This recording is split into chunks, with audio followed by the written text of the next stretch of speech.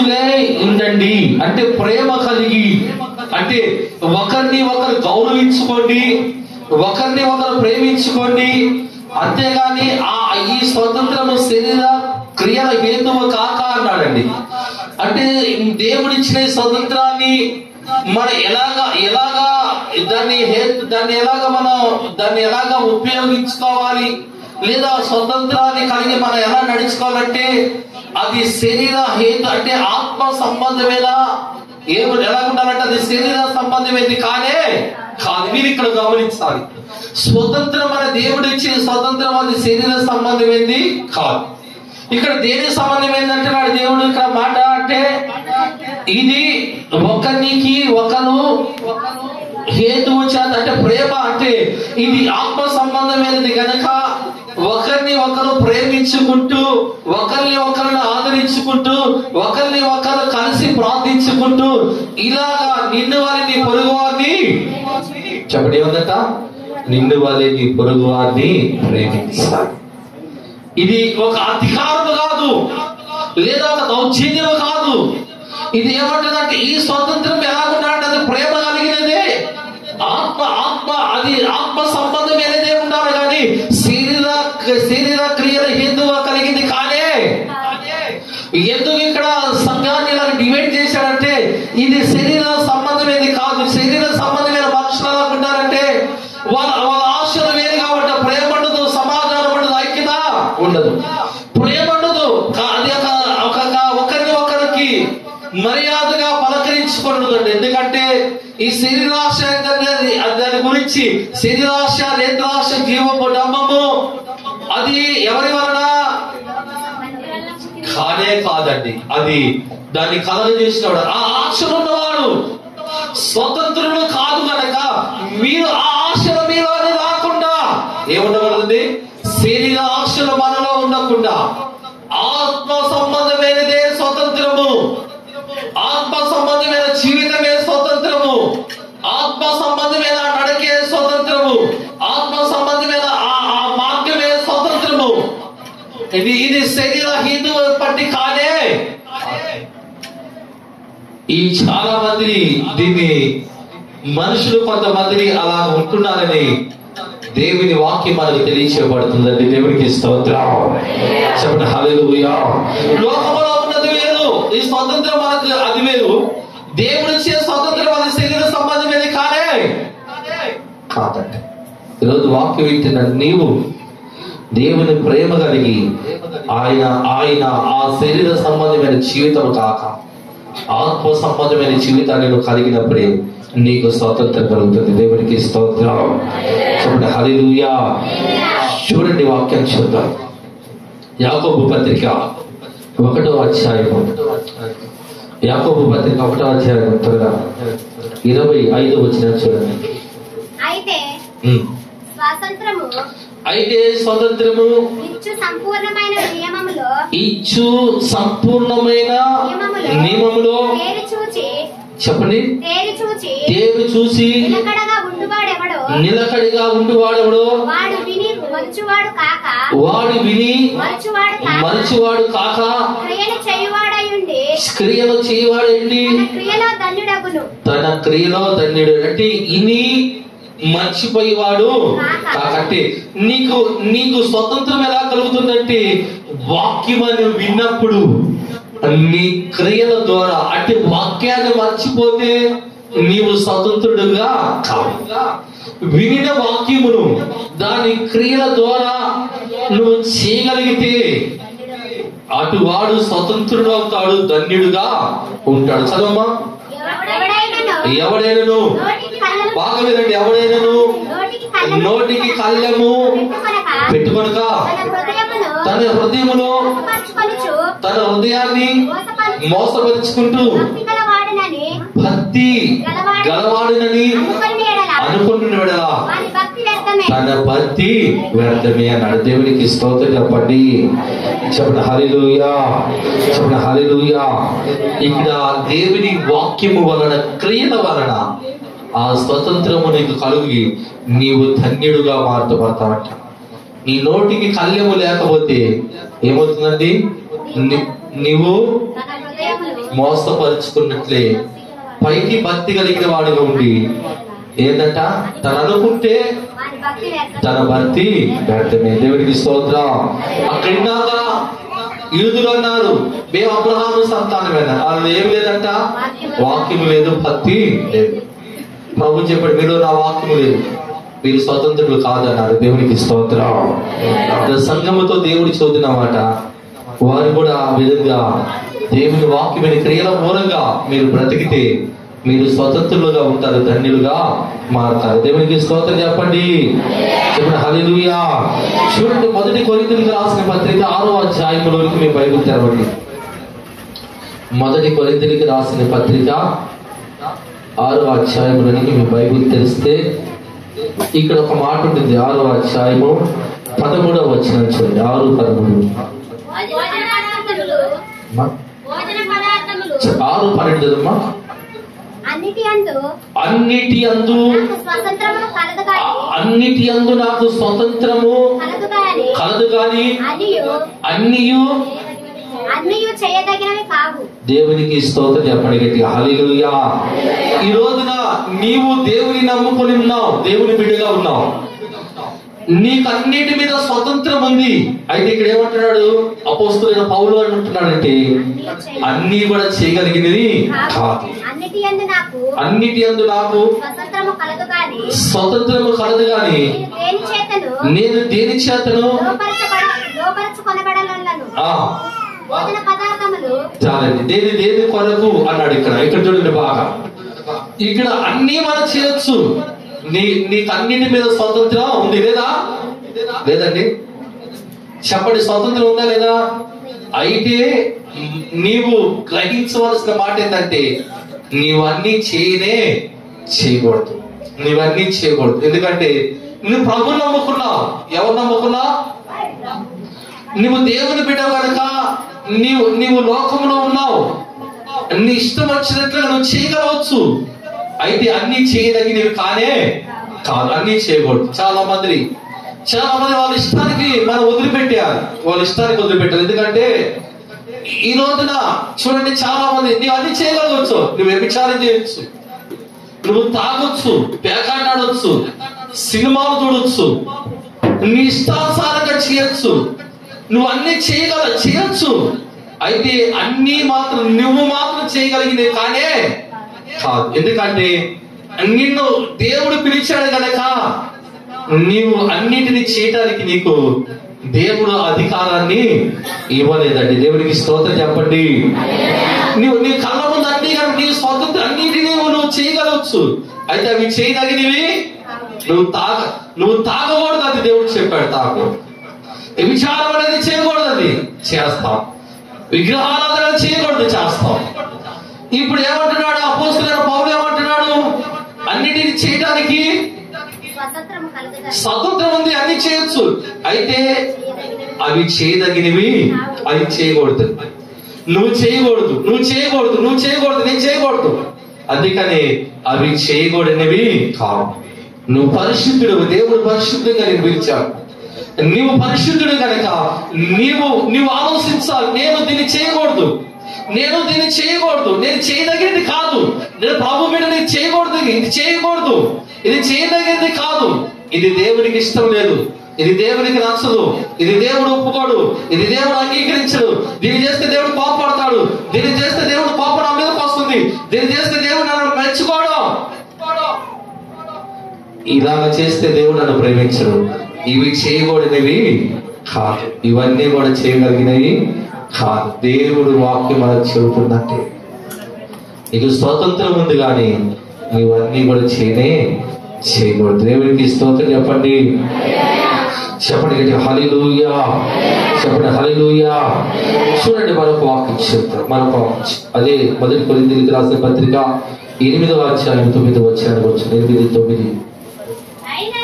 అయినను నీకు కలిగి ఉన్న ఈ స్వతంత్రం వలన బలహీనులకు, నీకు కలిగిన ఈ స్వతంత్రం వలన బలహీనులకు అభ్యంతరము కలగకుండా చూసుకోండి. ఏలినగా జ్ఞానము గల నీవు విగ్రహ ఆలయమందు ఒకడు నిన్ను చూశాడా?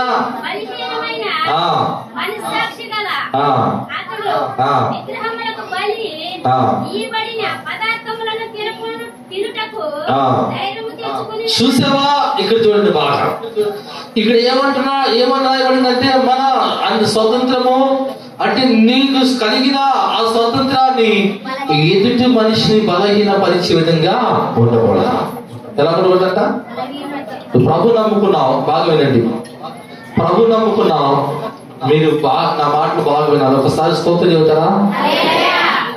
చెప్పండి హల్లెలూయా. ప్రభు నమ్ముకొని ఉన్నావు, నువ్వు ఏదైనా తప్పు చేసావనుకో, ఇంకొక మనిషి చూశాడనుకో, తనేమనుకుంటాడు తెలుసా? తను చేశాడు కదా, నేను చేస్తే ఏమైంది? తను చేశాడు కదా, నేను చేస్తే ఏమైంది? నేను కూడా అదే తప్పు చేస్తానన్నప్పుడు నీ స్వతంత్రం ఏ మనిషిని బలహీనపరిచిందట? మరొక మనిషిని బలహీనపరిచి నువ్వు కనిపించని స్థలంలో కనపడ్డావు. ఇంకో మనిషి దాన్ని చూశాడు అనుకో, తను వెళ్ళాడు కదా, నేను వెళితే ఏమైంది? తప్పేముంది?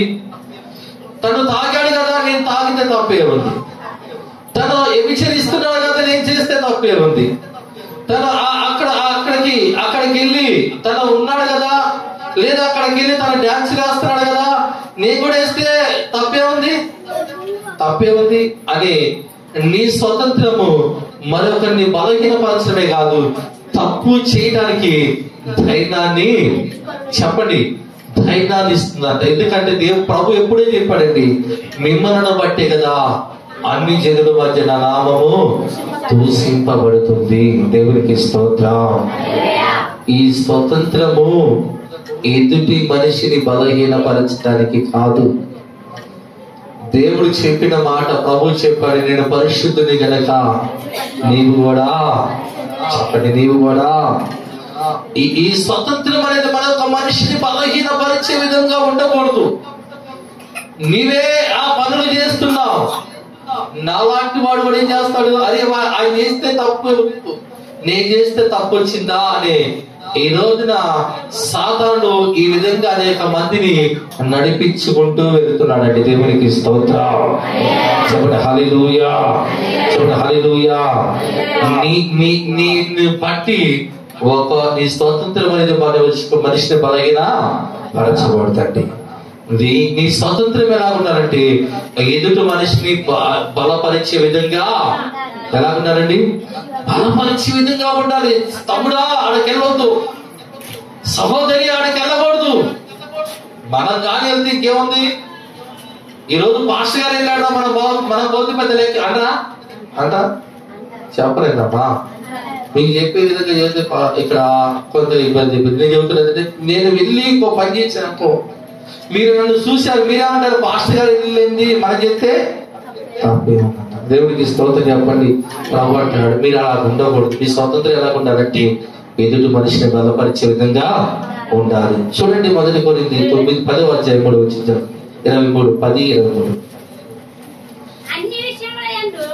అన్ని విషయములందు నాకు స్వాతంత్రము కలుగుదు. అన్ని కూడా ఇక్కడ అంటున్నాడు, వాళ్ళు అన్ని కూడా చేయదగినవి కాదు. అన్నిటి యందు నాకు స్వాతంత్రము కలదు గాని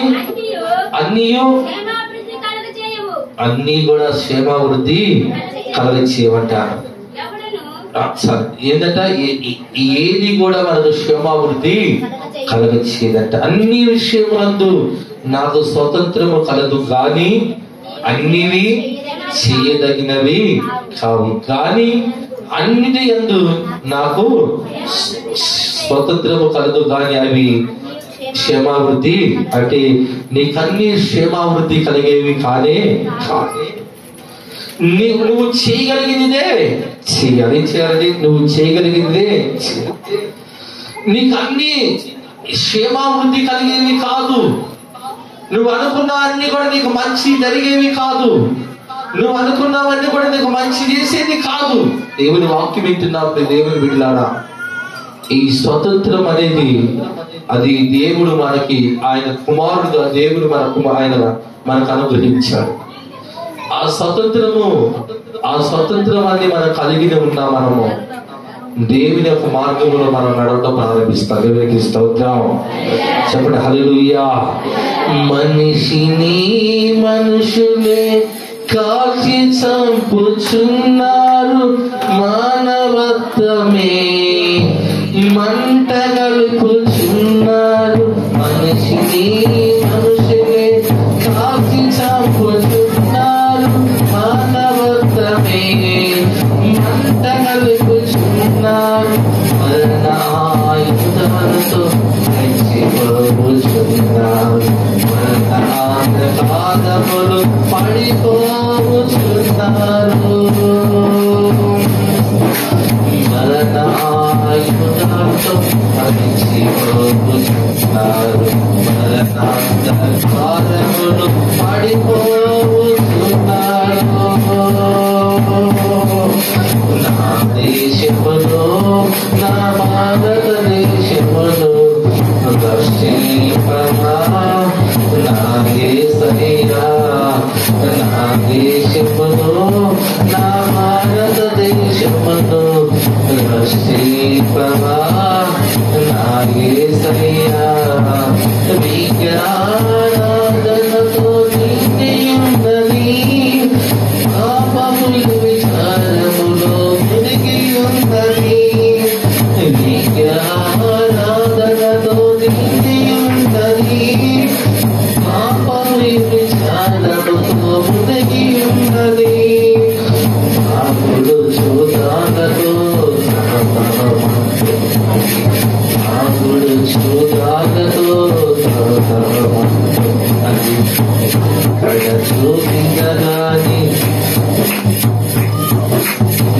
కడ చూసిందగాని అవసరమే ఉంటది. నా దేశములో, నా భారతదేశములో రక్షింపవా నా యేసయ్యా. నా దేశములో, నా భారతదేశములో రక్షింపవా నా యేసయ్యా. రాజకీయాలతో రంకలేస్తున్నారు, రంగులు మారుస్తూ రాజ్యమేలుతున్నారు. రాజకీయాలతో రంకలేస్తున్నారు, రంగులు మారుస్తూ రాజ్యమేలుతున్నారు. పేద ప్రజల గుండెలలో మంటలేపుతున్నారు, నా ప్రజల నోళ్ళల్లో మట్టి కొట్టుచున్నారు. పేదవారి గుండెలలో మంటలేపుతున్నారు, నా ప్రజల నోళ్ళల్లో మట్టి కొట్టుచున్నారు. నా దేశములో, నా భారతదేశములో రక్షింపవా నా యేసయ్యా. నా దేశములో, నా భారతదేశములో రక్షింపవా నా యేసయ్యా. విజ్ఞానాదనతో నీతి ఉన్నది, పాపముల విచారముతో మునిగి ఉన్నది. విజ్ఞానాదనతో నీతి ఉన్నది, పాపముల విచారముతో మునిగి ఉన్నది.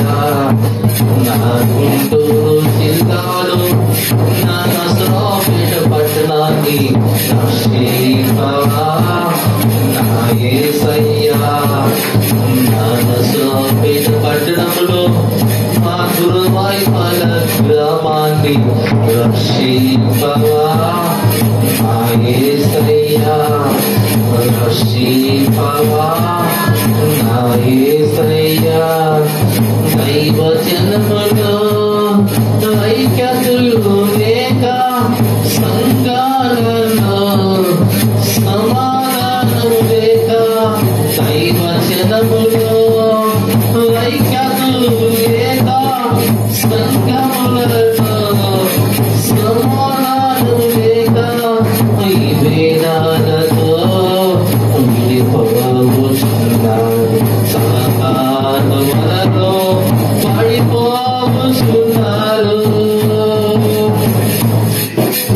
ఈ వేదాలతో విడిపోవచ్చున్నారు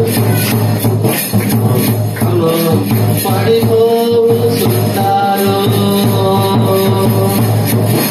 నా దేశములో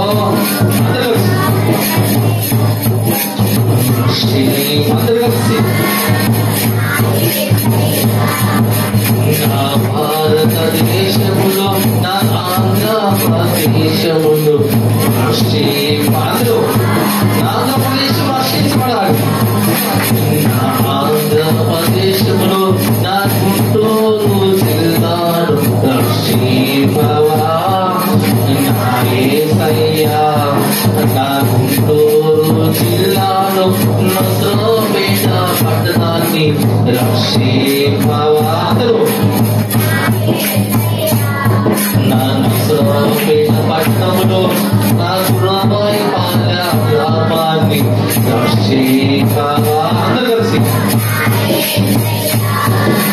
నా పట్టణంలో మా గురువాయిపాల గ్రామాన్ని రక్షింపవా నా యేసయ్యా మా గ్రామములో ఉన్న ప్రజలందరినీ రక్షింపవా నా యేసయ్యా రక్షింపవా నా యేసయ్యా దేవునికి స్తోత్రం.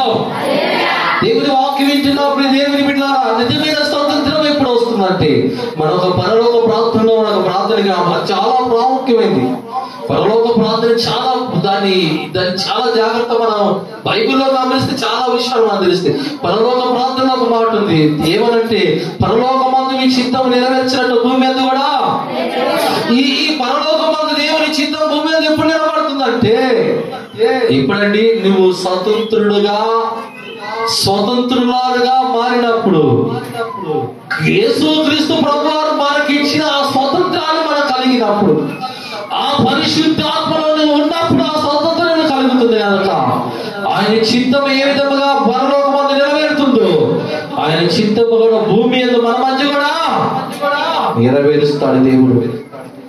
అటువంటి ఆయన చిత్తం నెరవేర్చాలంటే ఇందాక మనం పాడాం కదా మన భారతదేశం కొరకు మన తెలంగాణ ఆంధ్ర రాష్ట్రం కొరకు మన గుంటూరు జిల్లా కొరకు మన నసరాపేట పట్టణం కొరకు ఈ పట్టణంలో ఉన్న మన గురువాయిపాల గ్రామం కొరకు ఈ చుట్టుపక్కల ఉన్న గ్రామాల కొరకు మన గ్రామంలో ఉన్న ప్రజలందరి కొరకు మనం ఏం చేయాలి చెప్పండి?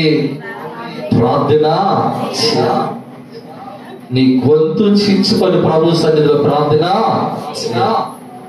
అప్పుడు దేవుడు నిజమైన స్వతంత్రం అనేది దేవుడు ఆయన మనకు అనుగ్రహిస్తాడు. ఆయన ఆ స్వతంత్రాన్ని మనకి ఇవ్వటమే కాదు ఆయన చిత్తాన్ని మన పట్ల నెరవేర్చి ఆయన రాజ్యములో మన అందరినీ ఉండినట్లుగా మన సహాయము చేస్తాడు. తలలో వంచండి, కళ్ళు మూసుకోండి. తలలో వంచండి, కళ్ళు మూసుకొని ప్రార్థన చేసుకుందాం. తలలో వంచండి, అందరూ నోరు తెరవండి. దేవుని వాక్యం నీకు అర్థమైతే దేవుని వాక్యాన్ని వింటే నువ్వు ఒక్కసారి ఆ వాక్యాన్ని నెమరు వేసుకో. ఆ వాక్యాన్ని నెమరు వేసుకో. వాక్యాన్ని నెమరు వేసుకోండి. ప్రార్థించే చిన్న ప్రార్థన.